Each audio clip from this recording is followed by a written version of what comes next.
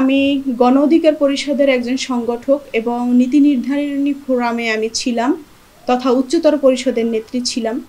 আমি সেখানে ভোটের মাধ্যমে বিজয়ী হয়েছি। তো সেই জায়গা থেকে আসলে আমি নির্বাচিত প্রতিনিধি ছিলাম। তো আমি এই 7 বছরে আমার যে নেতৃত্ব হয়েছে, আমার যে জ্ঞান অর্জন হয়েছে, সেটি দেশ ও জাতির বৃহত্তম কল্যাণে, সেটি আরও বৃহত্তম পরিসরে সেটি প্রতিষ্ঠার লক্ষ্যে আমার এই সিদ্ধান্ত নেয়া। আমি আমার পদত্যাগপত্রে সেটি উল্লেখ করেছি। গণ অধিকার পরিষদের প্রতি আমার কোনো অভিযোগ নাই এবং তাদের উইল উইশার হিসেবে থাকব এবং আমি চাই আগামী নির্বাচনকে কেন্দ্র করে গণ অধিকার পরিষদ, আমার নতুন পার্টি, আরও যারা আছেন সকলকে মিলেমিশে একসাথে একই ছায়াতলে থেকেই আমরা কাজ করব। এখন যে কোনো ব্র্যান্ডের পুরাতন এসি বদলে নতুন ওয়ালটন এসিতে উপভোগ করুন 25% ছাড়। রফিকুল আমিন সাহেবকে নিয়ে বেশ কিছু বিতর্ক আছে। দেশকে নিয়ে অর্থস্বাচ্ছ দীর্ঘদিন জেল খেটেছিলেন। হ্যাঁ, এমন একজন ব্যক্তির সঙ্গে কেন রাজনৈতিক প্রক্রিয়া যুক্ত হলেন আপনি? এটি আসলে আমার যিনি লয়ার তারকে নিয়ে ওনার সাথে আমি সাক্ষাৎ করেছিলাম।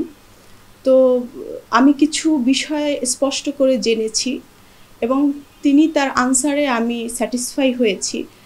যে বিষয়টি আমি জানতে পেরেছি, ফ্যাসিস্ট সরকারের আমলে তিনি বৈষম্যের শিকার হয়েছেন এমনটি তিনি জানিয়েছেন। তার উপরে যে মানি লন্ডারিংয়ের যে অভিযোগ এনেছেন সেটি যদি প্রমাণিত হয় একটি মানুষের 6 বছরের জেল হয়, কিন্তু তার উপরে শুধু অভিযোগ এনেছে, প্রমাণ হয়নি, তিনি 12 বছর জেল খেটেছেন।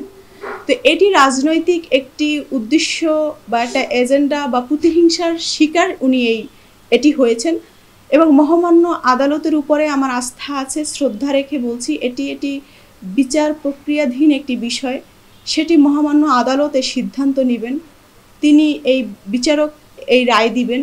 এই বিষয় নিয়ে আমি আর কোনো মন্তব্য করতে চাচ্ছি না, কারণ এই বিষয়টি আসলে আমার মন্তব্য করার বিষয় না, কারণ আমি তার ব্যবসায়িক পার্টনার না। সে যেহেতু এখন জামিনে আছেন, সে এই দেশের নাগরিক, তার রাজনীতি করার অধিকার আছে। আমার তার সাথে রাজনৈতিক সখ্যতা, ব্যবসায়িক সখ্যতা না। সে যদি দোষী সাব্যস্ত হয় আদালত তাকে আবার জেলে প্রেরণ করবে, যদি সে নির্দোষ হয় তাহলে সে স্বাধীন মুক্ত বাংলাদেশে ঘুরে বেড়াবে।